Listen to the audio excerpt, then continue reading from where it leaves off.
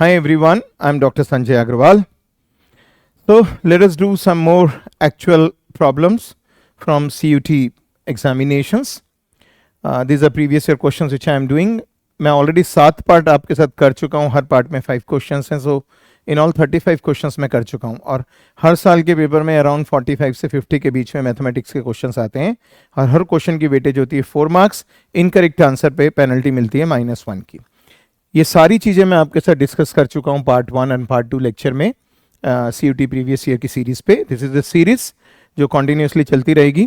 तो उसमें मैंने डिस्कस करा है कि क्या इस एग्जामिनेशन की सिग्निफिकेंस है, क्यों ये एग्जामिनेशन आपको ज़रूर देना चाहिए और कहाँ का एडमिशन मिलता है इससे. That all I have discussed. और बहुत सारे क्वेश्चंस हमने सॉल्व करे हैं using different type of method. Some are traditional जैसे नॉर्मली करते हैं, बट उसमें भी हमने शॉर्टकट यूज़ करने की कोशिश करी है जगह जगह और आपको सिखाया है कि कैसे हम टाइम सेव कर सकते हैं, बिकॉज टाइम इज़ क्रूशियल.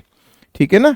तो हमने हर जगह कोशिश करी है कि कैलकुलेशंस हम कम से कम कर पाएँ, जिससे क्योंकि कैलकुलेशंस टाइम कंज्यूमिंग भी होती हैं और एरर जनरेटिव भी होती हैं. उनसे एरर भी जनरेट हो जाती है जब आप टाइम ज़्यादा लगाते हैं, कैलकुलेशन ज़्यादा होती है. तो करके देखते हैं इस एग्जाम्पल को. ये जो 36th एग्जाम्पल है ना, ये 34th एग्जाम्पल के कॉन्टिन्यूशन में है. CUT 2022 में 34th, 35th, 36 तीनों problem were based on the same data. और 34 और 35 में ऑलरेडी कर चुका हूँ पिछले वाले सेट में, सेट 7 में, पार्ट 7 में. तो आप उसमें देखिए, क्योंकि मैं वहाँ जो मैंने जनरेट करा था उसे मैं यहाँ पे यूज़ करूँगा. मैं इंडिपेंडेंटली दोबारा से इस प्रॉब्लम को सॉल्व नहीं कर रहा हूँ. Okay, this has already been solved in the part. So जैसे आप देखते हैं, this is the part number 8. Part 7 की 34 एंड 35th प्रॉब्लम जो है वो इसी से रिलेट कर रही हैं. जैसे आता नहीं है एनालिटिकल रीजनिंग में, एक इन्फॉर्मेशन दे दी और उस पर बेस्ड होते हैं कुछ क्वेश्चंस, तो उस इन्फॉर्मेशन पे 3 क्वेश्चंस बेस्ड हैं. बट हमने उस फ्लो को मेंटेन करा है, कंटिन्यू करा है, इसलिए ये अलग पार्ट में आ गई है. बट मैं वहां से बोरो करूंगा 2 चीजें. अर्थमेटिक प्रोग्रेशन है, एक तो हमने उसका कॉमन डिफरेंस वहां पे निकाला था -2. ठीक है ना, कॉमन डिफरेंस हमने -2 निकाल रखा था वहां पे ऑलरेडी. 34th प्रॉब्लम में I have done this. So please go through part this is which part, this is part 8. So part 7, do those questions from there, and I've done this using shortcuts. Okay, not the proper method, not the method which is time consuming. The method which I have used is proper. Okay, every method is proper which is going to give you the answers. और उसके अलावा हमने expression लिखा था, यहाँ हमें Y Z चाहिए, तो वहाँ पे हमने एक्सप्रेशन निकाला था y is equal to Z raise to 1 + 2d. ये 2 को मैं यूज़ करूँगा. इस वाले एक्सप्रेशन को मैंने यहाँ पे यूज़ करा, तो मेरा y आ गया z raise to 1 - 4, that is z -3. But examiner wants yz, दोनों तरफ z से मल्टीप्लाई कर दिया, yz is z -2. So yz is z -2. So this is this answer. तो कितना एडवांटेज है ना, यदि इस तरह के क्वेश्चंस आते रहें तो हमें बहुत बेनिफिट है एग्जामिनेशन में. ओके, बट प्रोवाइडेड आपको यदि ये यूज़ करने आते हैं, स्किल्स हैं आप पे ये. तो एक क्वेश्चन के डाटा पे एक क्वेश्चन हमने सॉल्व करा और 2 क्वेश्चन बोनस में हमारे सॉल्व हो गए उसके साथ साथ. तो इन वे जहाँ 4 मार्क्स मिलने चाहिए थे, हमें 12 मार्क्स मिल गए. So that is quite advantageous. चलिए नेक्स्ट क्वेश्चन करते हैं. Let us do the next example. Consider N events E1, E2, En with respective probabilities, and the probabilities of the product of these is given to be, so this is not comma, this is dot. Probabilities of this is again dot. Okay, means product.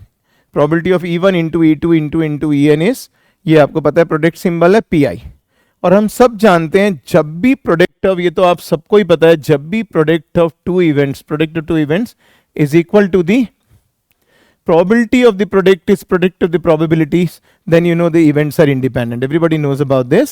तो इसमें तो कुछ करने की जरूरत ही नहीं है. The events are independent. इन सारी probabilities का प्रोडक्ट मैंने पहले ही करेक्शन करी थी यहाँ पे. ठीक है ना. So by mistake ये कॉमा आ गया, but this has to be dot. So E1 into E2 into En, there has to be this product Pi, then the events are independent. Because the probability of product is product of probabilities, and the events must be independent. So just 1 second problem, easily it can be answered. Okay, so there is not E1 comma E2, as I have already said, it is E1 into E2. Then comes next example. Given a set of events, again you are having a set of events defined in the sample space. Collection of all events is called the sample space, you must be knowing. For all I, this symbol is for all, for every. For all I and j, I not equal to j, E I intersection E J is 5, तो इसका मतलब जितने भी events हैं वो mutually disjoint है। तो pair wise disjoint हमें यहाँ पे मिल रहा है, पेयर वाइज डिसजॉइंट हमें यहाँ पे मिल रहा है, तो हमें ये तो कंफर्म है हमारा आंसर फर्स्ट या सेकंड में से कोई होना चाहिए। पेयर वाइज डिसजॉइंट हो गया। अब ये कह रहा है सारे इवेंट्स का यूनियन सैंपल स्पेस के बराबर है। इसका मतलब इन इवेंट्स ने पूरे सैंपल स्पेस को एग्जॉस्ट कर दिया, खत्म कर दिया। It means these events are mutually exhaustive, these events are mutually exhaustive. So obviously first choice is the right choice. समझ आ गया ना ये जस्ट, और थर्ड वाले की तो जरूरत ही नहीं। Probability in any case is always greater than equal to 0। Okay, probability is given to be greater than 0। तो कोई भी इवेंट हमने, बट उससे कोई फर्क नहीं पड़ता हमें यहाँ पे एज सच, हम चाहे स्ट्रिक्टली पॉजिटिव लें या ग्रेटर देन इक्वल टू 0 लें। हमें दिख रहा था पेयर वाइज डिसजॉइंट है, और हमें दिख रहा था कि सारे इवेंट्स ने मिलकर इस पूरे सैंपल स्पेस को एग्जॉस्ट कर दिया। So these were exhaustive. So that was your problem number 38। And then comes 39th. That is again a very good problem. 4 Indians, 3 Americans and 2 Britishers are to be arranged around a round table. The number of ways of arranging them is. I hope you know this formula. Okay, linear arrangement और circular arrangements में फर्क होता है। यदि इनको मुझे एक line में बिठाना होता तो नंबर ऑफ अरेंजमेंट्स अलग होते हैं, और यदि एक सर्कल पे बिठाना होगा तो नंबर ऑफ अरेंजमेंट्स अलग अलग होते हैं। आपको पता है क्यों ऐसा होता है? क्योंकि जब हम सर्कुलर अरेंजमेंट्स की बात करते हैं ना, तो इसमें कोई भी फर्स्ट पॉइंट और लास्ट पॉइंट नहीं होता है, क्योंकि आप कहीं से भी शुरू कर सकते हैं। They are all lying on a circle. Okay, तो इसमें इनिशियल एंड टर्मिनल पॉइंट कहीं नहीं होता, खाली रिलेटिव पोजीशन मानी जाती है। तो हम लोग करते क्या है, एक पोजीशन को फिक्स मान लेते हैं और उसकी रिस्पेक्ट में और सारी पोजीशंस को अरेंज कर देते हैं। तो इसलिए जो number of ways of arranging along a circular होता है, तो हम इन सबको ऐड करते हैं 3 + 2 + 4। ओके, और जो हमने रिलेटिव पोजीशन, हमने एक पोजीशन को जो फिक्स माना है उसको हम -1 कर देते हैं, और इसका जो फैक्टोरियल होता है दैट इज द आंसर। हमेशा याद रखिएगा 4 3 7 2 9 -1 that is 8 factorial is the answer. But had it been a linear arrangement, यदि लीनियर अरेंजमेंट होता तो 9 फैक्टोरियल होता है, यदि हमें उसे एक लाइन पे बिठाना होता है इन लोगों को। बट सर्कल पे बिठाना है, एज सेड अर्लियर, सर्कल में हमेशा रिलेटिव पोजीशन होती है। ऐसा मैं क्यों कह रहा हूं, जैसे अभी देखिए यदि सर्कल पे 3 जने बैठे हैं ए बी सी, तो आप चाहे ए बी सी बोलिए, चाहे बी सी ए बोलिए, चाहे सी ए बी बोलिए, तीनों सेम अरेंजमेंट कहलाए जाएंगे, 3 अरेंजमेंट नहीं कहलाए जाएंगे। ठीक है ना, तो इसलिए you fix one position and permute the other relative to that, और जो फिक्स करिए उसको -1 कर दिया जाता है। Got it? So that's something very very easy, but it's very important from examination point of view. इसी के continuation में next problem है। What this problem says, वही सेम सिचुएशन है, 4 Indian 3 American 2 Britishers are to be arranged around a round table. So we know how many ways we can do this. The number of ways of arranging them so that the 2 Britishers should never come together. ठीक है ना, 2 Britishers बीच में नहीं आने चाहिए, तो थोड़ी देर के लिए हम इन 2 ब्रिटिशर्स को भूल जाते हैं। 4 मेरे पास इंडियंस हैं, 3 मेरे पास अमेरिकन हैं। मैंने इन्हें अरेंज कर दिया कितने वेज में, जैसे पिछली प्रॉब्लम में करा था, इतने वेज में मैंने इन्हें अरेंज कर दिया, 6 फैक्टोरियल वेज में। चाहे सारे इंडियन साथ आ जाएं, चाहे सारे अमेरिकन साथ आ जाएं, चाहे गैप के साथ आ जाएं।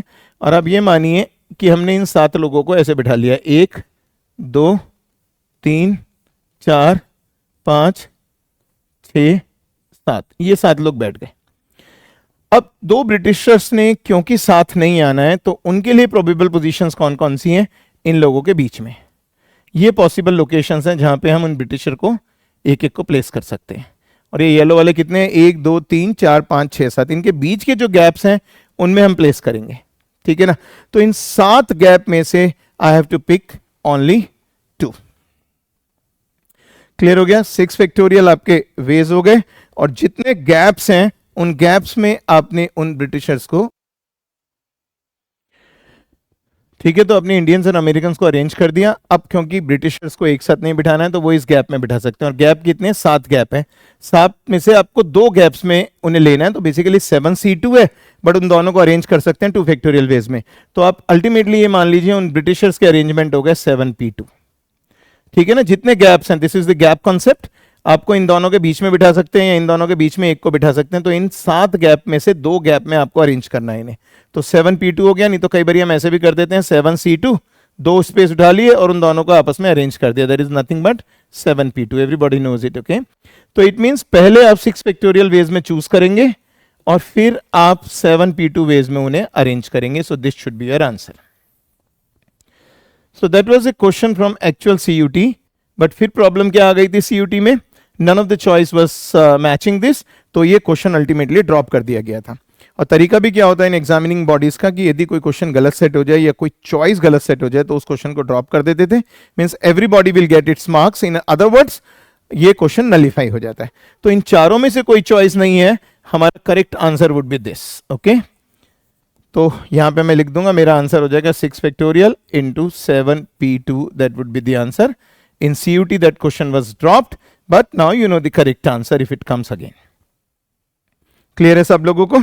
तो एग्जाम में कई बार गड़बड़ क्या करते हैं स्टूडेंट, काफी लोगों ने स्टैटिस्टिक्स है कि बहुत सारे लोगों ने 4th वाले को मार्क करा कि उन्होंने सोचा कि किसी और में तो P2 है नहीं, तो यहाँ पे परमुटेशन है, 2 को अरेंज करना है, तो उन्होंने 6p2 ले लिया, but no it should have been 7p2। तो सभी का क्वेश्चन गलत हो गया इन्हें उनका भी, बट उससे उन्हें कोई नुकसान नहीं हुआ क्योंकि अल्टीमेटली NTA ने इस क्वेश्चन को ड्रॉप कर दिया अपने इवैल्यूएशन में से। Okay, so that happens. तो आई होप अब ये आपको समझ आ गया होगा सारा। और करते हैं क्वेश्चंस आगे की सब्सिक्वेंट चेंज सीरीज में, और भी इसके पार्ट्स हैं सीरीज के, तो just keep learning but learn it smartly. Okay, all the best, see you soon.